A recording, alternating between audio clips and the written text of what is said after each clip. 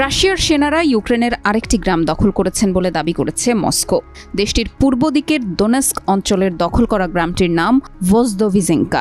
রাশিয়ার প্রতিরক্ষা মন্ত্রণালয়ের বরাতে ২০ জানুয়ারি দেশটির সংবাদ সংস্থা ইন্টারফ্যাক্স এই খবর জানিয়েছে। এর আগে গত ১৯ জানুয়ারি ইউক্রেনের আরও দুটি বসতি দখলের কথা জানিয়েছিল রাশিয়ার প্রতিরক্ষা মন্ত্রণালয়। এর মধ্যে একটি বসতির নাম ইন্ট্রোপাভলিভকা। এটি দোনেস্ক অঞ্চলের পোক্রোভোস ও কুরাখোভ শহরের মধ্যবর্তী একটি বসতি। এই অঞ্চলে কয়েক মাস ধরে যুদ্ধ চলছিল। ১৯ জানুয়ারি দোনেস্ক অঞ্চলের ভ্রেমিভকা বসতিও দখল করেছেন রাশিয়ার সেনারা।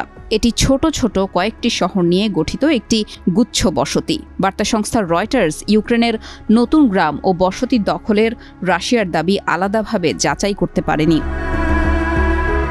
২০২২ সালের ফেব্রুয়ারিতে যুদ্ধ শুরু হওয়ার পর থেকে ইউক্রেনের দনবাস অঞ্চলের দোনেস্ক ও লুহানস্ক অঞ্চল দখলের চেষ্টা করছে রাশিয়া।